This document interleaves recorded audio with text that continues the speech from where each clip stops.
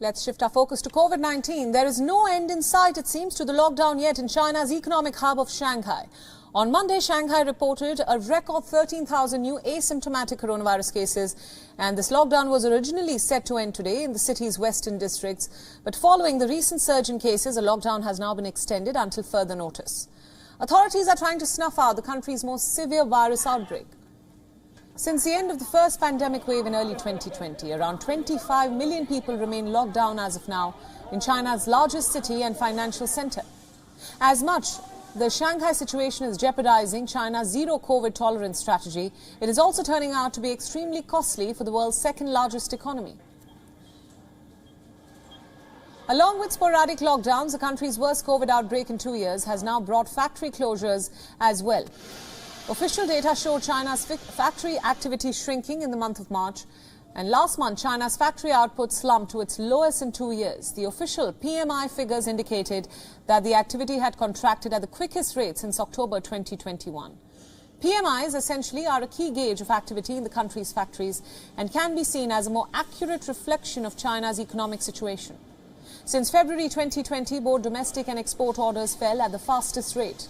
This was when China was battling its worst and first coronavirus outbreak. The Chinese government has now set a target for the country's GDP to grow by 5.5% this year. But analysts have said that it will struggle to meet this goal.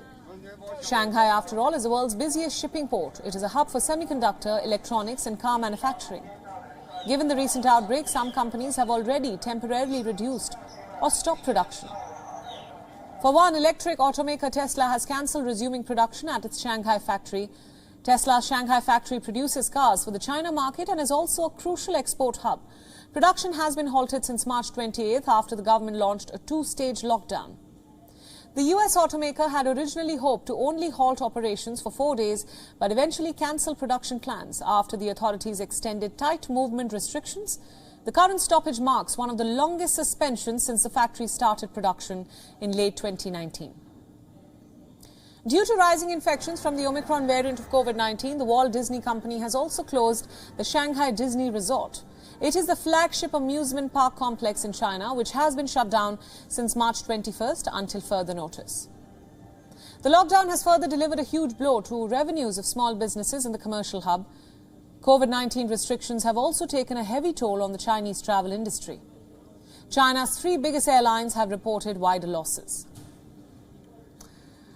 WION's correspondent Patrick Falk has sent us more details in this next report from Beijing. Take a look.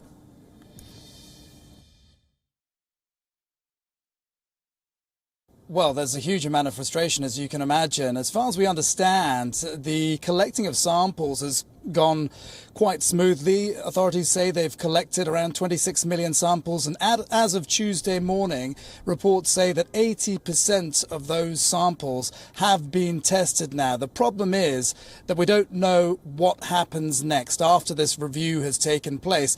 And the difficult thing for residents of Shanghai as well, they don't know how long this lockdown is going to last. And remember, some of them have been under lockdown for a lot longer than just this two-phase lockdown period that we're talking about that was meant to end today. Authorities are also saying that this is the most difficult and critical juncture, but they're saying that they must stick to this dynamic clearance policy, and they must do it unwaveringly and without any hesitation. The difficulty is that, it's becoming more and more difficult for residents of Shanghai to resonate with that because of all the uncertainty. And it's also a very difficult situation for the rest of the country to be observing as well, knowing that the authorities in Shanghai are supposedly comparatively competent compared to possibly other parts of the country. So this spells bad news for China if some sort of outbreak were